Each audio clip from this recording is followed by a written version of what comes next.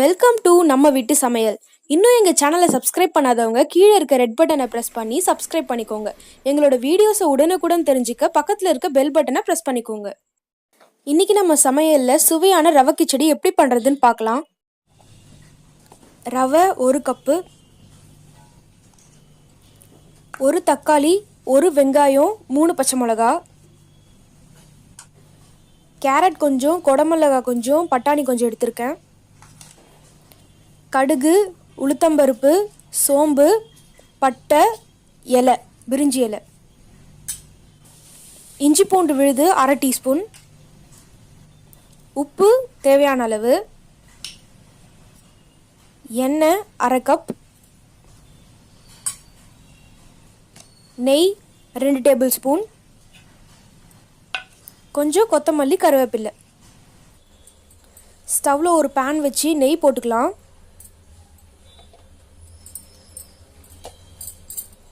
நெய் உருகட்டும். ரவை போட்டுக்கலாம்.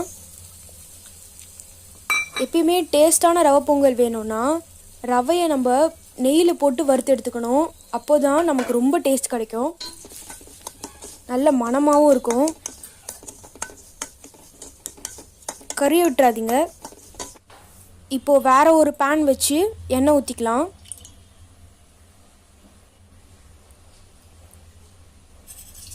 கடுகு, உளுத்தம்பருப்பு, சோம்பு, பட்டை, பிரிஞ்சி எல்லாம் வச்சுருந்தோம், அதை போட்டுக்கலாம். நல்லா பொரியட்டும். இப்போ வெங்காயம் சேர்த்துக்கலாம்.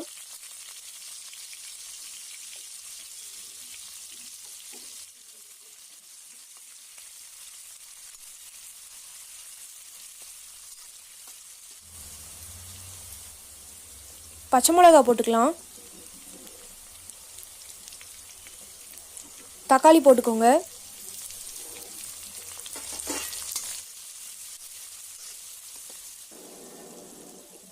கருவேப்பிலை போட்டுக்கிறேன். இப்போ கொஞ்சம் நல்லா வதங்கிடுச்சு. இப்போ நான் எடுத்து வச்சு இந்த காயெல்லாம் போட்டுக்கிறேன்.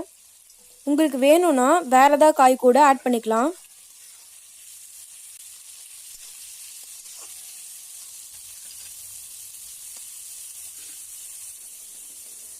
இஞ்சி பூண்டு விழுது சேர்த்துக்கலாம்.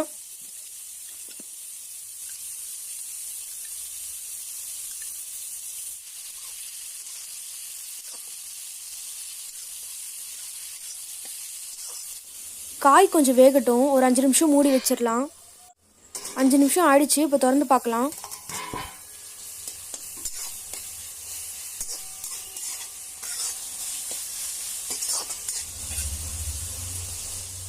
உப்பு சேர்த்துக்கிறேன்.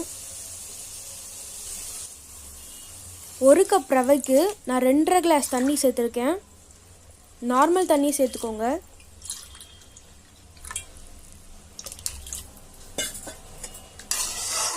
ரவை கிச்சடினாலே எல்லோ கலரில் தான் இருக்கும், அதனால நான் மஞ்சத்தூள் சேர்த்துக்கிறேன். உங்களுக்கு வேணான்னா சேர்த்துக்காதீங்க, வெள்ளையாகவே இருக்கும். இப்போ தண்ணி நல்லா கொதிக்க ஆரம்பிச்சிருச்சு. ஒரு 3 நிமிஷம் க்ளோஸ் பண்ணி வைக்கலாம். 3 நிமிஷம் ஆயிடுச்சு. திறந்து பார்க்கலாம். காய் கொஞ்சம் நல்லா வெந்தால் தான் நல்லாயிருக்கும், அதனால தான் நம்ம 2 தடவை மூடி போட்டு வேக வைக்கிறோம் கொஞ்ச நேரம். இப்போ ரவையை சேர்த்துக்கலாம். ரவையை சேர்த்து கலரி விட்டுட்டே இருங்க, அப்படி இல்லைன்னா கட்டி கட்டியாக மேலே நின்றுடும்.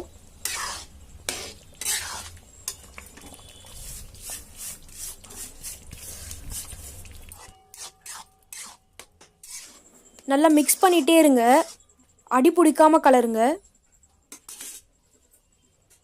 ரவை நல்லா வேகணும். ஒரு 5 நிமிஷம் க்ளோஸ் பண்ணிடலாம். 5 நிமிஷம் ஆயிடுச்சு. திறந்து பார்க்கலாம். நல்லா வெந்துருச்சு.